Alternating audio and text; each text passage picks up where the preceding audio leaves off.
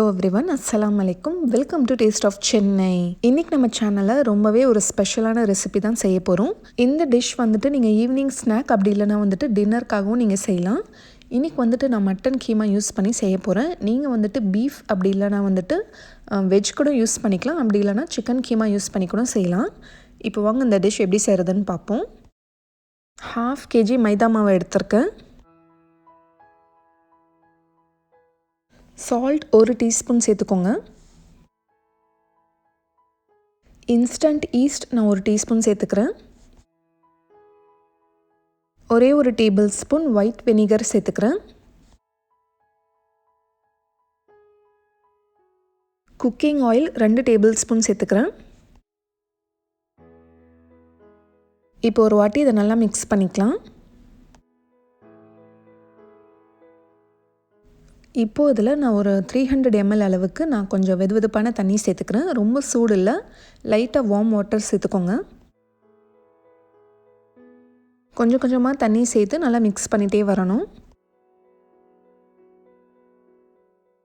இதோட பதம் எப்படி இருக்கணும்னா, நம்ம பரோட்டா மாவுக்கு வந்துட்டு பிசைவோம் இல்லையா, அந்த அளவுக்கு நல்லா சாஃப்டாக இருக்கணும். தொட்டு பார்த்திங்கன்னா கையில் ஒட்டாமல் வரணும். அது வரைக்கும் நல்லா பிசைஞ்சிக்கோங்க.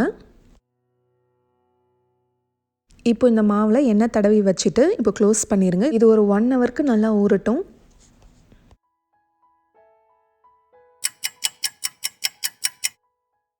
மாவு ஊறுற டைமில் நம்ம வந்துட்டு ஸ்டஃபிங் ரெடி பண்ணிக்கலாம். இப்போது நான் பேனில் ஒரு 3 டேபிள் ஸ்பூன் அளவுக்கு ஆலிவ் ஆயில் யூஸ் பண்ணியிருக்கேன். நீங்கள் எந்த குக்கிங் ஆயில் வேணால் கூட யூஸ் பண்ணிக்கலாம்.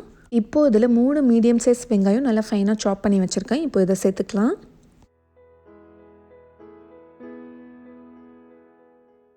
இப்போ இது கொஞ்சம் நல்லா கோல்டன் ப்ரௌன் கலர் ஆகிற வரைக்கும் நல்லா ஃப்ரை பண்ணிக்கோங்க.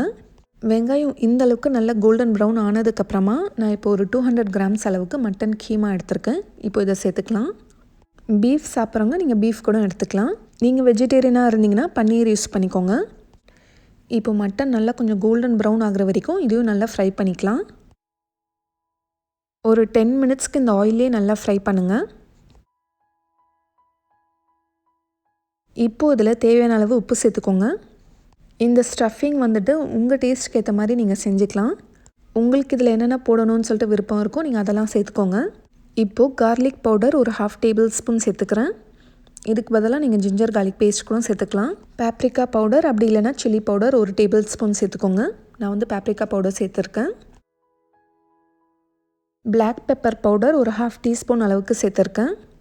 அடுத்தது மல்லித்தூள் ஒரு 1/2 டேபிள் ஸ்பூன் அளவுக்கு சேர்த்துருக்கேன். உங்களுக்கு இதில் வேறு ஏதாச்சும் மசாலா, கரம் மசாலா அந்த மாதிரி நீங்கள் சேர்க்கணுன்னா நீங்கள் சேர்த்துக்கலாம். இப்போ ஒரு நிமிஷத்துக்கு இது நல்லா ஃப்ரை பண்ணிக்கோங்க. இப்போ கீமா வேகிறதுக்காக நான் 2 கப் அளவுக்கு ஹாட் வாட்டர் சேர்க்குறேன்.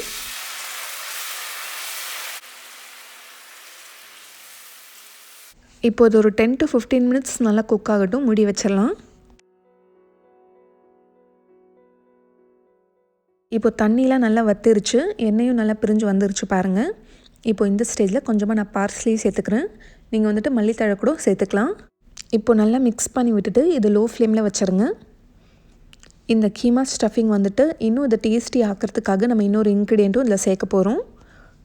இப்போது இதில் இந்த மாதிரி ட்ரையாங்கிள் ஷேப்பில் இருக்கிற நான் சீஸ் சேர்க்க போகிறேன். நீங்கள் எந்த சீஸ் வேணாலும் யூஸ் பண்ணிக்கலாம். மொசரல்லா சீஸ் கூட நீங்கள் வந்து யூஸ் பண்ணலாம். நான் வந்துட்டு இந்த பிராண்ட் யூஸ் பண்ணியிருக்கேன். இந்த சீஸ் ட்ரையாங்கிள்ஸ் நான் ஒரு 6 பீஸ் கிட்ட சேர்த்துக்க போகிறேன். உங்களுக்கு எவ்வளோ சீஸியாக வேணுமோ நீங்கள் அவ்வளோ சேர்த்துக்கோங்க. இது வந்து டோட்டலி ஆப்ஷனல் தான். உங்களுக்கு பிடிக்குன்னா நீங்கள் சேர்த்துக்கோங்க, இல்லைனா நீங்கள் வந்துட்டு ஸ்கிப் பண்ணிக்கலாம். பட் இந்த சீஸ் சேர்க்குறதால இதோட டேஸ்ட் வந்து வேறு லெவலில் இருக்கும், ரொம்ப டேஸ்டியாக இருக்கும். இப்போ இந்த மசாலாவோடு இதை நல்லா மிக்ஸ் பண்ணிக்கோங்க.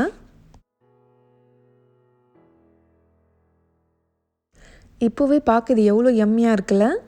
இந்த சூட்லேயே பார்த்திங்கன்னா சீஸ் நல்லா மெல்ட் ஆயிரும். இப்போ இதை சுவிட்ச் ஆஃப் பண்ணிடலாம். இந்த ஸ்டஃபிங் கொஞ்சம் நேரத்துக்கு நல்லா ஆறட்டும்.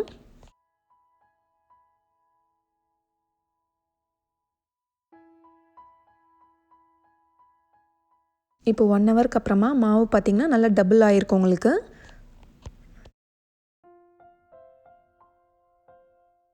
இப்போ இந்த மாவை 4 போர்ஷனாக டிவைட் பண்ணிக்கோங்க.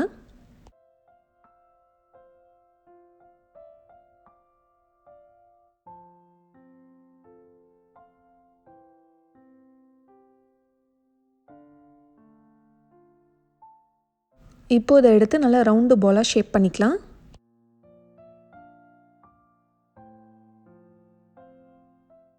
இப்போ இதில் நல்லா ஆயில் அப்ளை பண்ணி ஒரு 10 மினிட்ஸ்க்கு அப்படியே வச்சிடலாம்.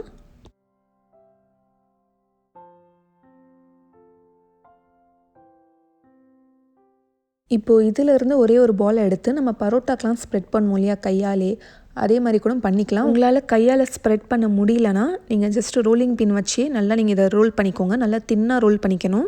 மாவு நல்லா லூஸாக இருந்துச்சுன்னா உங்களுக்கு ஈஸியாக இருக்கும் இந்த மாதிரி கையாலே தட்டுறதுக்கு.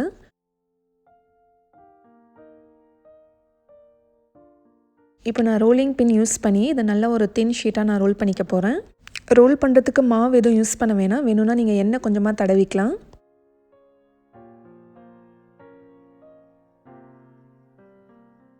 நல்லா இந்த மாதிரி பெரிய ஷீட்டாகவே ரோல் பண்ணிக்கோங்க.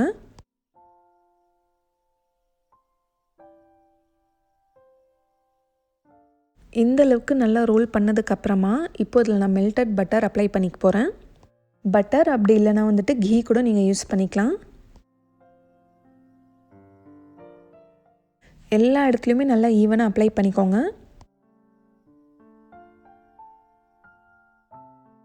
இப்போ அடுத்த ஸ்டெப் வந்து இதுக்கு மேலே நம்ம கொஞ்சமாக கார்ன்ஃப்ளவர் தூவிக்கலாம்.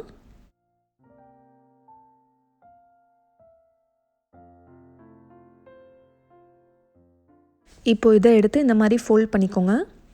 இப்போ இந்த சைடும் இதே மாதிரி ஃபோல்ட் பண்ணிக்கலாம். இப்போது இதுக்கு மேலே திரும்ப நம்ம மெல்டட் பட்டர் அப்ளை பண்ணிக்கலாம். நம்ம பஃப் பேஸ்ட்ரி ஷீட்ஸ்லாம் செய்வோம் இல்லையா, அந்த மாதிரி தான் இது. இந்த மாதிரி நீங்கள் பட்டர் லேயராக அப்ளை பண்ணால் தான் உங்களுக்கு நிறைய லேயர்ஸ் வந்து கிடைக்கும். இதுக்கு மேலே கொஞ்சமாக கார்ன்ஃப்ளவர் மாவு தூவிக்கலாம்.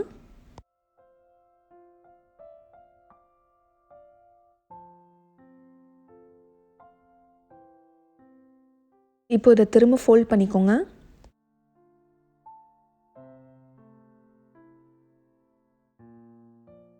இதுக்கு மேலே திரும்ப மெல்டட் பட்டர் அப்ளை பண்ணிக்கலாம்.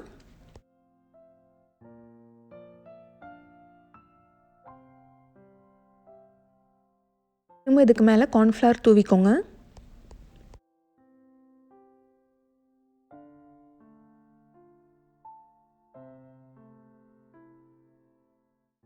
இந்த மாதிரி கொஞ்சம் நல்லா ஸ்ட்ரெச் பண்ணி விட்டுக்கோங்க. இப்போ இந்த மாதிரி நல்லா ரோல் பண்ணிகிட்டே வாங்க.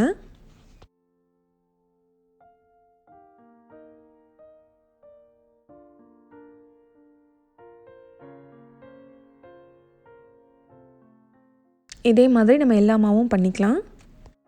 இது பார்க்க உங்களுக்கு ஏதோ ரொம்ப கஷ்டமான ரெசிபி மாதிரி தெரியும். ரொம்ப ஈஸி தான், எல்லாருமே செய்யலாம். கஷ்டம்னு நினச்சிட்டு ட்ரை பண்ணாமல் இருக்காதீங்க. இந்த மாவில் பார்த்திங்கன்னா டோட்டலி நம்மளுக்கு ஒரு 8 பீசஸ் கிட்ட கிடைக்கும். மட்டனும் பார்த்திங்கன்னா நம்ம ரொம்ப கம்மியான அளவு தான் யூஸ் பண்ணியிருக்கோம். ஒரு 200 கிராம்ஸ் அளவுக்கு தான் யூஸ் பண்ணியிருக்கோம். ஆனால் இது வந்துட்டு 8 பேருக்கு வந்துட்டு நம்ம வந்து சர்வ் பண்ணலாம். ஒன்றே பார்த்திங்கன்னா ரொம்ப பெருசாக தான் இருக்கும் இது. பரோட்டா நல்லா செய்ய தெரிஞ்சவங்களுக்கு வந்துட்டு இது ரொம்ப ஈஸியாக இருக்கும் செய்கிறதுக்கு. பட்டர் பார்த்திங்கன்னா இதுக்கு நிறைய யூஸ் பண்ணுற மாதிரி தெரியும். ஆனால் பார்த்திங்கன்னா ஒரு 2 to 3 table spoons of butter தான் நான் வந்து மெல்ட் பண்ணியிருக்கேன். இன்ஷால்லா இன்னும் கொஞ்ச நாள் நோம்பு ஸ்டார்ட் ஆக போகுது. இந்த மாதிரி ரெசிபீஸ்லாம் வந்துட்டு இஃப்தாருக்கு நீங்கள் ட்ரை பண்ணி பார்க்கலாம். ஒரு 2 டேஸ் முன்னாடி வந்துட்டு இன்ஸ்டாகிராம் பேஜில் வந்துட்டு நான் ஸ்டேட்டஸ் போட்டிருந்தேன். ரம்ஜான் வரப்போது, இஃப்தாருக்கு என்னென்ன ரெசிபீஸ்லாம் செய்யலாம் அப்படின்னு சொல்லுங்கள் அப்படின்ட்டு. நிறைய பேர் எனக்கு வந்துட்டு மெசேஜ் பண்ணியிருந்தீங்க, இந்த ரெசிபி போடுங்க அக்கா, இந்த ரெசிபி போடுங்க அப்படின்னு சொல்லிட்டு. எல்லாமே நான் வந்துட்டு நோட் பண்ணி வச்சுருக்கேன். இனி பார்த்திங்கன்னா ஒரு நாள் ஒன்று போடலாம் அப்படின்ட்டுருக்கேன். ஸோ இனி நம்ம சேனலில் வந்துட்டு தொடர்ந்து நிறைய இஃப்தார் ரெசிபீஸ் வரும். ஸோ கண்டிப்பாக மிஸ் பண்ணாமல் பாருங்கள். ரம்ஜான் மந்த் ஃபுல்லாகவே ரொம்ப பிஸியாக போகும். அந்த டைமில் எத்தனை வீடியோஸ் என்னால் போட முடியும் அப்படின்னு சொல்லிட்டு எனக்கே தெரியல. ஸோ இப்போத்துலேருந்தே போட ஸ்டார்ட் பண்ணால் தான் கரெக்டாக இருக்கும்னு நினைக்கிறேன். லாஸ்ட் இயரும் பார்த்திங்கன்னா நிறைய நான் ரெசிபீஸ்லாம் போட்டிருந்தேன், நீங்கள் செக் பண்ணி பார்க்கலாம். இந்த வருஷமும் உங்களுக்கு நிறைய நான் டிஃப்ரெண்ட்டான ரெசிபீஸ்லாம் வந்துட்டு செஞ்சு காட்டலான்ட்டு இருக்கேன். இப்போ நான் செய்கிற ரெசிபி கூட, இந்த ஸ்நாக் கூட நீங்கள் வந்துட்டு ஃப்ரீசரில் வந்துட்டு ஃப்ரீஸ் பண்ணலாம். 1 மந்த்துக்கு நல்லாயிருக்கும்.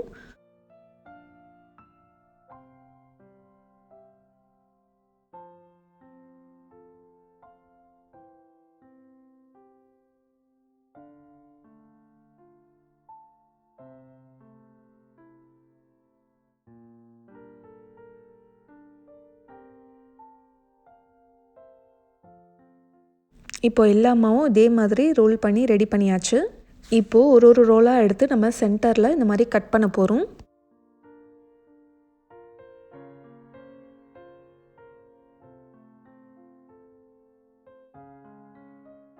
இந்த மாதிரி எல்லா ரோலும் கட் பண்ணிக்கோங்க. உங்களுக்கு ஒரு 8 பீஸ் மாதிரி கிடைக்கும்.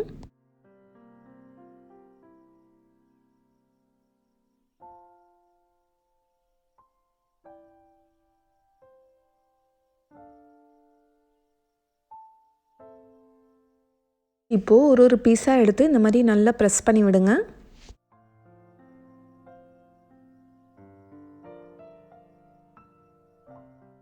இந்த மாதிரி லைட்டாக நான் ரோல் பண்ணிக்கிறேன்.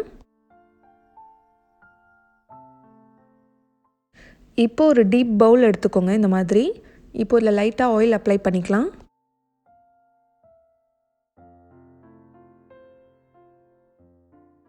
இப்போ நம்ம ரோல் பண்ணதை எடுத்து இதில் வச்சுருங்க. இப்போ நம்ம செஞ்ச அந்த மட்டன் ஸ்டஃபிங்கை இதில் சென்டரில் வச்சுக்கலாம். நம்ம ஆலு பரோட்டாக்கெலாம் வந்துட்டு சீல் பண்ணுவோம் இல்லையா, அதே மாதிரி இதையும் சீல் பண்ணிடுங்க.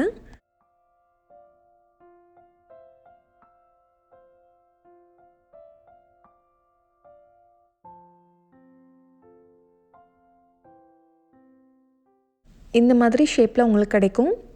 இதே மாதிரி நம்ம எல்லாமே பண்ணிக்கலாம்.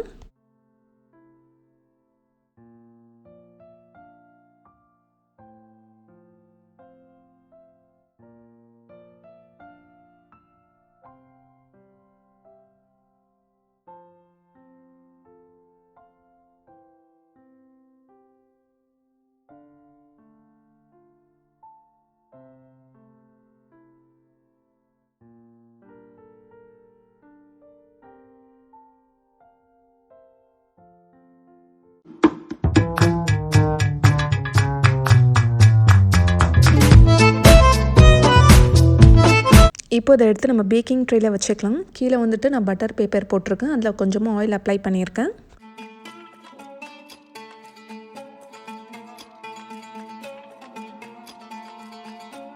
இப்போது இதுக்கு மேலே கொஞ்சமாக பட்டர் அப்ளை பண்ணிக்கோங்க.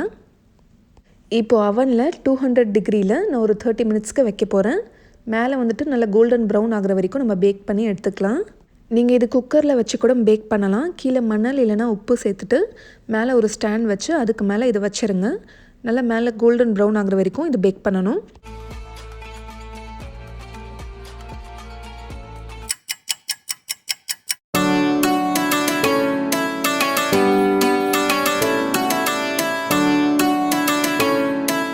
நல்லா பர்ஃபெக்டாக பேக் ஆகி வந்திருக்கு. மேலே கொஞ்சமாக பட்டர் அப்ளை பண்ணிக்கிறேன். இதுக்கு பேர் வந்துட்டு மீட் பைன்னு சொல்லிக்கலாம். அப்படி இல்லைனா வந்துட்டு நம்ம மட்டன் பஃப்ஸ் கூட சொல்லிக்கலாம். அந்த மாதிரி தான் இருக்கும். பஃப்ஸில் நிறைய லேயர்ஸ் இருக்கும் இல்லையா, அதே மாதிரி இதுலேயும் நிறைய லேயர்ஸ் இருக்கும். நல்ல கிறிஸ்பியாக நல்ல டேஸ்டியாகவும் இருக்கும். நீங்களும் ட்ரை பண்ணி பாருங்கள். இந்த மாதிரி டிஃப்ரெண்ட்டான ரெசிபி செஞ்சு நீங்கள் உங்கள் ஃபேமிலியை சர்ப்ரைஸ் பண்ணலாம். நீங்கள் இது இஃப்தார் ரெசிபீஸ்க்காகவும் ட்ரை பண்ணலாம். இது ஜஸ்ட் ஒரு பீஸ் சாப்பிட்டாலே வந்துட்டு நல்ல ஃபில்லிங்காக இருக்கும்.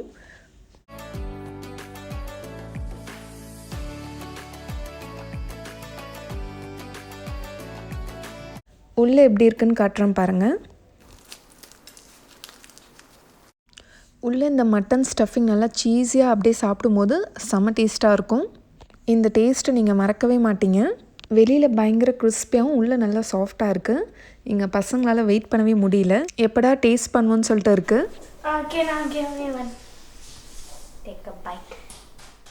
இந்த வீடியோ உங்கள் எல்லாருக்குமே ரொம்ப பிடிச்சிருக்குன்னு நினைக்கிறேன். இந்த வீடியோவை மற்றவங்களும் பார்க்கணுன்னு நினச்சிங்கன்னா உங்களோட ஃப்ரெண்ட்ஸ் அண்ட் ஃபேமிலிக்கும் ஷேர் பண்ணிக்கோங்க.